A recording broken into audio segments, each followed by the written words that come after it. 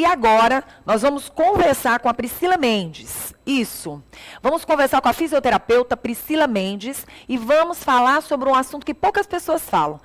Quem falava muito sobre esse assunto era minha mãe, por causa da minha avó. Menina, cuidado com a muleira dessa criança. Presta atenção. Coloca um chapéuzinho. Olha o frio. Não é bom deixar a muleira desse bebê descoberta. Não fique pegando na muleirinha. Quem nunca passou por essa experiência? Hein? Tua mãe, tua avó já falou sobre isso, neném? O Ed também? Muitas pessoas sempre falam sobre esse assunto quando o bebê nasce. Hoje nós convidamos mais uma fisioterapeuta esta semana, mas para falar a respeito da muleira do bebê. Como cuidar dessa sensível região nos recém-nascidos. Seja bem-vinda, Priscila. Muito obrigada, bom dia a todos. É um prazer estar aqui, podendo tirar todas as dúvidas de vocês relacionadas a esse assunto que é tão específico, né? E que muitas vezes a gente ouve falar, não sabe o que é verdade, não sabe o que é mentira. Vamos tirar os mitos, né? Então estamos aqui para ajudar. Vamos lá. Nós temos aqui na tela a cabecinha de um recém-nascido e temos aqui a figura de uma muleirinha, né? Vamos explicar para quem está em casa onde é que fica a muleira. Ótimo, então vamos lá. A cabecinha do bebê, na verdade, ela é uma cabecinha diferente da cabeça do adulto. O que é que significa? Significa que a cabecinha do bebê existem muito mais ossos do que a nossa cabeça de adulto. Com o passar dos meses, esses pequenos ossos vão se unindo, formando os ossos maiores. A questão é, a moleira, na verdade, em um recém-nascido, nós temos 6 moleiras. Sim. 6. Tá aí que eu... Pronto. Primeiro aprendizado. Alguém aqui sabia que existiam 6 moleiras na cabeça de um bebê? Eu pensava que era só uma, doutora.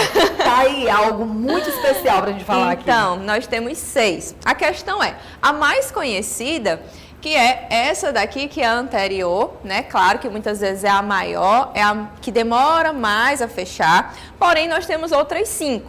Nós temos a posterior e nós temos também moleiras nas laterais do crânio do bebê. Nossa. Então nós temos 4, 5, 6. Porém, né, a maior, a mais conhecida, a principal é a moleira anterior.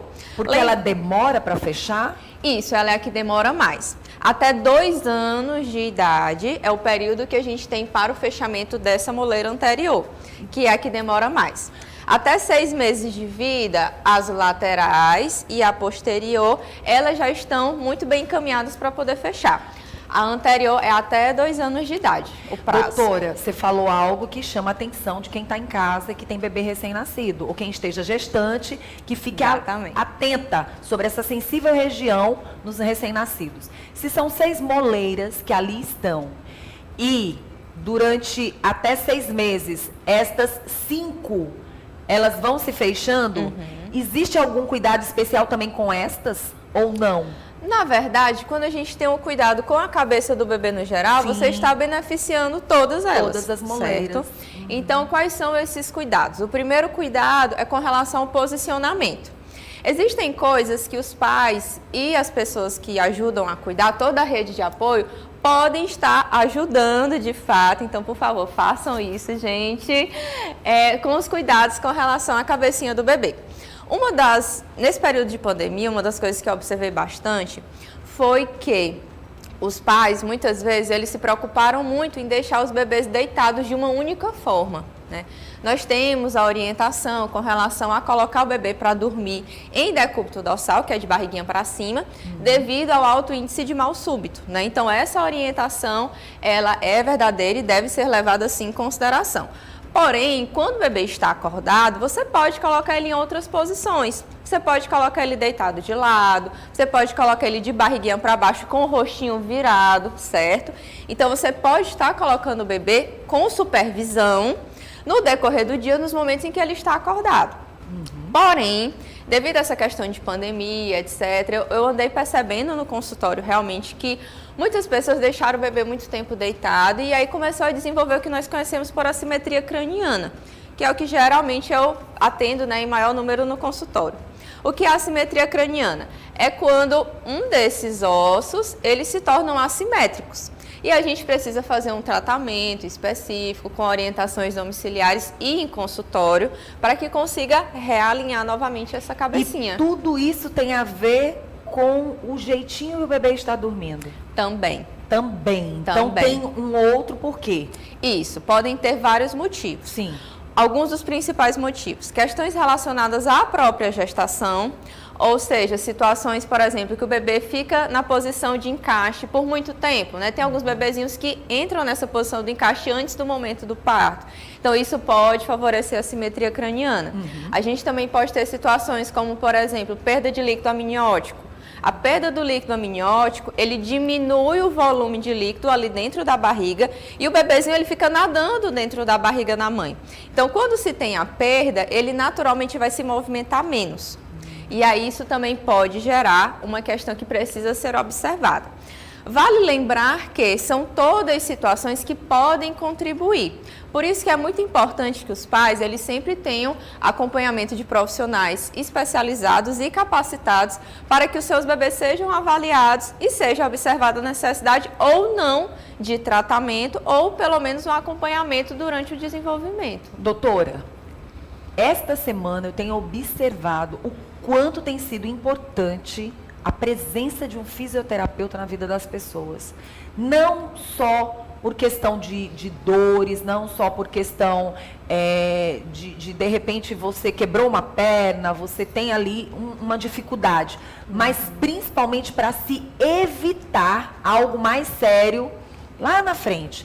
Por exemplo, você tem um acompanhamento, né? De uma profissional, uma obstetra que vai estar te acompanhando até os 9 meses. Mas ela tem uma especialidade.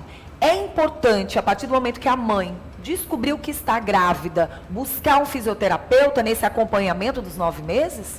Com certeza. O profissional fisioterapeuta, assim como vários outros profissionais que também tem dentro dessa rede de apoio à gestante, ele é de fundamental importância. Por quê? Desde o início da gestação, vai estar contribuindo, né? Durante o momento do pré-natal. Já tem perguntas, gente. Já tem perguntas. Pode falar, doutora. Fiquem à vontade. Então, a gente tem toda essa parte do acompanhamento, tem a questão do parto.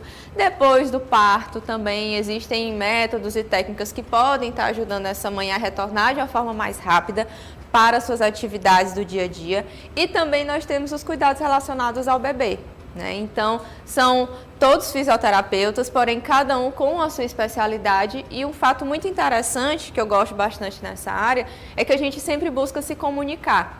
Então existem vários profissionais, não só fisioterapeutas, mas sempre tem uma comunicação. Por exemplo, eu sempre tenho contato com fisioterapeutas obstétricas, consultoras de amamentação, doulas, nutricionistas, então além dos médicos, né? Então a gente tem uma rede de interação muito bacana e tudo isso é para facilitar o desenvolvimento do bebê e a melhora do quadro da mãe também. Doutora, como é que a mãe que está em casa pode observar, depois que o neném nasce, a questão da moleira principal? Como é que a gente pode identificar se ela existe um problema ou não? Tem como? Tem sim. Então vamos lá. Quando o bebê nasce, geralmente a cabecinha dele é um pouco irregular. Isso é natural. Dentro de até 72 horas, essa cabecinha ela tende a se normalizar. Certo? Então, se você teve seu bebê, você observou que a cabecinha dele está um pouco assimétrica, espere até 72 horas, que naturalmente, em grande parte dos casos, a cabecinha ela retorna à posição normal. Por que que isso acontece? Geralmente, o bebezinho e o seu corpo, ele é trabalhado para o parto vaginal. Então, quando ele fica encaixado no canal, muitas vezes a cabecinha ela fica assimétrica porque ela vai se encaixar naquela posição, independentemente do parto ser vaginal ou ser cesárea. 72 horas é o tempo médio que a gente dá para poder observar. Geralmente, a cabecinha volta ao normal nessa fase. Se não voltar ao normal, como que eu posso estar identificando? Você pode estar passando a mão suavemente na cabecinha do seu bebê, certo? Eu sempre costumo dizer que as mães são as pessoas que mais conhecem o seu bebê. Sim. Então, você sabe cada pedacinho do corpo dele. Então, você pode, pegando na cabecinha dele suavemente, como a gente está comentando, é uma região muito frágil, tá? Mas você pode pegar, fazer movimentos circulares e procurar observar se realmente a cabecinha do seu bebê tem essa característica simétrica, né? Essa característica arredondada ou não. Com relação às moleiras, é muito interessante a gente observar porque nas consultas mensais com o pediatra, é uma das coisas que eles observam, juntamente com a perimetria. Eles fazem a medida da circunferência do crânio do bebê para poder identificar se esse crânio está se desenvolvendo de acordo com a idade do bebê. Vale lembrar também que, durante essas consultas, é muito importante que você, mãe, tire todas as suas dúvidas, pergunte, baseado também na observação que você faz. Quando você, por exemplo, a gente está vendo aqui nessa foto, toca na moleira do bebê, você pode tocar, porém precisa ser um toque suave, tá? Então, você vai tocar suavemente, quando necessário, na moleira. Qual é a sensação? Muitas mães, elas acham estranho pegar, elas se assustam, né? Exatamente. Por quê? Porque ali você tem pele, tem uma membrana e logo em seguida já é o cérebro do bebê. Então, você tem que ter muito cuidado ao tocar. Quando você toca, você pode sentir uma pulsação, tá? Que é natural, porque ali passam vários vasos, então é tudo dentro da normalidade. A grande questão é, se essa moleira estiver muito funda ou estiver alta, você precisa procurar um pediatra o mais rápido possível. Porque se tiver muito funda, é um possível sinal de desidratação ou desnutrição. E aí devem ser avaliados outros sinais e sintomas do bebê. Se ela estiver muito alta, significa que está tendo uma pressão aumentada dentro da cabecinha do bebê, que também é algo que precisa ser investigado o mais rápido possível. Então, você pode tocar, na verdade você deve tocar na cabecinha do seu bebê, deve observar e também deve observar essas características como eu estou orientando. E sempre que tiver qualquer dúvida, você precisa entrar em contato com o pediatra, você precisa perguntar para profissionais devidamente capacitados. Às vezes a gente joga no Google, né? E aí quando joga, faz aquela pergunta. Informações e que de repente não tem. Assim, eu acredito que assim como ali tem muitas verdades, tem muitas mentiras. Exatamente. Então você precisa procurar um profissional, porque ele vai ser a pessoa mais certa para te dar informação. Até porque ali você vai encontrar estudiosos que foram ali para o Google, mas tem muita gente também ali praticando mal. Né? E você não tem que viver no mundo só desse tipo de informação. Tem que buscar um profissional mesmo. Às vezes a pessoa quer facilitar a vida dela, quer facilitar com as informações e acaba trazendo um grande problema para a sua vida e para a vida da pessoa com certeza. Que ali está, né? E essa questão também, existe tempo, por exemplo, quantos meses, você falou 6 meses, mas a principal... A moleira principal, ela demora quanto tempo? 6 meses também para fechar ou não? Até 2 anos de idade. Até 2 anos. Isso. E o que é que acontece? Pode ter uma situação em que a moleira ela começa a fechar antes do tempo. Nessa situação, geralmente o pediatra, quando identifica, ele passa um exame, né, para poder identificar como que está esse processo de fechamento da moleira. Então, nessas situações, se ela estiver fechando antes do tempo, que também não é indicado, o profissional pediatra, ele geralmente solicita esse exame para poder identificar essa informação. Então, pronto, gente, a realidade é essa. Você não tem que esperar as situações acontecerem, né? Porque tem gente que espera as consequências. Vá na causa, né? Exatamente. Procure um profissional. Converse com um pediatra, diga o que está acontecendo e ele manda para um especialista, um profissional que entenda melhor sobre o assunto. Nem todo mundo sabe tudo e a gente continua batendo nessa tecla aqui, quando o assunto é saúde, que cada especialista sabe como funciona cada um dos órgãos que a gente tem no corpo, né? Exatamente. E é muito interessante também você observar outros sinais e sintomas do seu bebê. Por exemplo, se ele tem preferência sempre por deitar em uma mesma posição, pode ser que ele tenha uma simetria naquele crânio que ele favoreça ele estar naquela posição e que seja confortável para ele. Outro fator também muito importante, observe durante a amamentação. Existem muitos bebês que têm assimetrias de crânio e que a gente observa durante o momento da amamentação. Ele não consegue pegar direito no peito, ele tem dificuldade, ele chora, ele fica com um comportamento semelhante a um quadro de falta de ar no momento da amamentação. Então, isso também pode ser um sinal de assimetria. Outra questão interessante, observe sempre se o seu bebê ele tem a atividade de olhar para os 2 lados, sempre, tá? Se ele não tiver, ou se ele tiver sempre uma preferência por ficar com a cabecinha na mesma posição, olhando para um único lado, pode ser também um quadro que a gente chama de torcicolo. E a torcicolo, ela geralmente está associada com a assimetria de crânio. Então, por isso mesmo, eu costumo brincar com as minhas mães, né? Que as minhas mães, elas são pessoas muito curiosas. E eu gosto de mães curiosas porque são mães que tomam iniciativa, que vão pesquisar e tudo.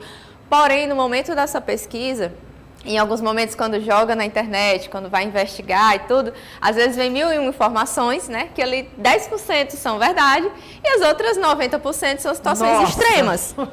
Então, a gente sempre gosta de fazer um trabalho de esclarecer, de orientar. Então, presencialmente no consultório, nas redes sociais. Então, assim, procure sempre profissionais para que você tire suas dúvidas com esses profissionais e que você também se sinta segura e tranquila, tá? Então, não é fazendo nenhum tipo de terrorismo, muito pelo contrário, é orientando, como a Vanusa mesmo falou, para que você busque primeiro a causa e tenha logo uma atitude antes que gere uma consequência para todo mundo.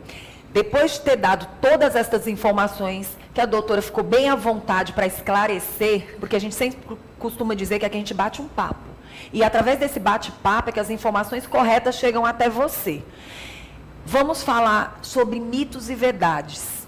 Para a gente encerrar essa entrevista, pode ser? Pode sim. Eu queria que você me falasse a respeito dessas histórias das nossas vovós, relacionado a usar um chapéuzinho nessa fase da criança relacionada à moleira. Isso é real?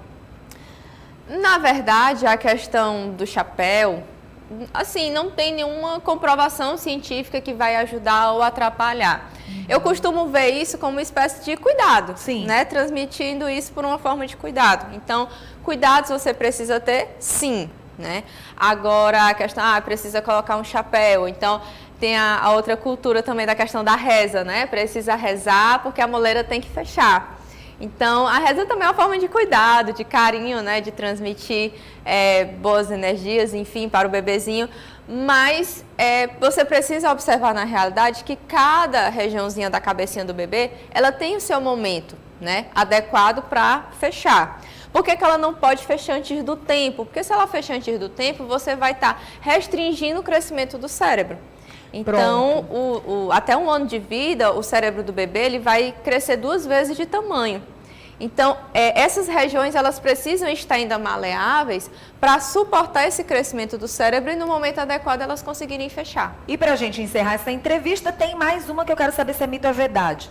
Se a moleira, a principal, leva até 2 anos para fechar, relacionada ao cuidado com essa criança quando é para levantá-la acima da cabeça. Outra coisa também que a gente precisa ter bastante cuidado, né? A gente tem a cultura, antigamente, né? Hoje já tiveram várias campanhas e tudo de conscientização.